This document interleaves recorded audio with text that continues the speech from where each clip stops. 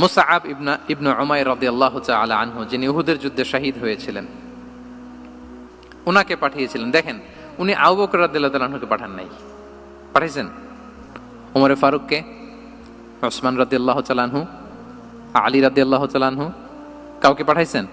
কারে পাঠালেন? মুসআবকে। এর কারণ হচ্ছে উনি দেখতে খুব স্মার্ট ছিলেন, খুব ড্যাশিং ফেসের অধিকারী ছিলেন, মক্কার এলিট ফ্যামিলির একজন যুবক ছিলেন, এবং উনি সবচাইতে দামি দামি পারফিউম কালেক্ট করে ওইটা দিতেন। উনি মক্কার কোনো রাস্তা দিয়ে হেঁটে গেলে লোকজন বুঝতো এই রাস্তা দিয়ে কিছুক্ষণ আগে হেঁটে গিয়েছে মুসআব ইবনে উমাইর। সুবহানাল্লাহ। আমরা বাংলায় বলি না যে আগে দর্শনদারি পরে গুণবিচারী? এই কথাটার সাথে পরিচিত আপনারা? আগে দর্শনদারি পরে গুণ বিচারী। আল্লাহ তাআলা এক একজনকে আমাদেরকে এক এক অবয়বে সৃষ্টি করেছেন। হুয়াল্লাযী ইউসাউবিরুকুম ফিল আরহামি কাইফা ইয়াশা। আল্লাহর একটা নাম হচ্ছে তিনি আল মুসাউবির, দ্য ডিজাইনার। মায়ের গর্ভে থাকতেই আমাদের কার চেহারা, কার কণ্ঠস্বর, কার স্কিন কালার, কে কিরকম হব সব ফিক্স তিনি ঠিক করে দিয়েছেন। এটা আল্লাহর দেয়া। কিন্তু রাসূল সাল্লাল্লাহু আলাইহি ওয়াসাল্লামের উইজডমের ব্যাপার হচ্ছে তিনি আবু বকর রাদিয়াল্লাহু তাআলা আনহু, ওমর রাদিয়াল্লাহু তাআলা আনহু, ওসমান আলী, কাউকে চুজ না করে কাকে পাঠালেন? মুসআব ইবনে উমাইরকে। যে তাকে দেখলেই সবাই আগে পাগল হয়ে যায়, মানে ইমপ্রেস হয়ে যায়।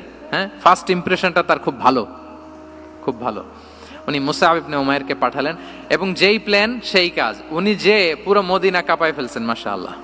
মদিনার ঘরে ঘরে উনি ইসলামের বার্তা পৌঁছে দিয়েছেন, এবং স্বয়ং রাসূলুল্লাহ সাল্লাল্লাহু আলাইহি ওয়াসাল্লামের আগে তিনি মদিনাতে জুমার নামাজ পড়েছিলেন।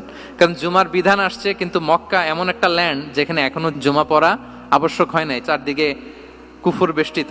তো রাসূল সাল্লাল্লাহু আলাইহি ওয়াসাল্লাম লোক পাঠিয়েছেন যে জুমার বিধান এসছে, মুসাব তুমি কিন্তু মদিনায় যারা আছে তাদেরকে নিয়ে জুমা পড়ে ফেলো। তো মুসাব রাদিয়াল্লাহু তাআলা আনহু স্বয়ং রাসূলুল্লাহ সাল্লাল্লাহু আলাইহি ওয়াসাল্লামের আগে রাসূল সাল্লাল্লাহু আলাইহি ওয়াসাল্লামের পারমিশন নিয়ে মদিনাতে জুমা কায়েম করে ফেলছে। সুবহানাল্লাহি ওয়া বিহামদিহি।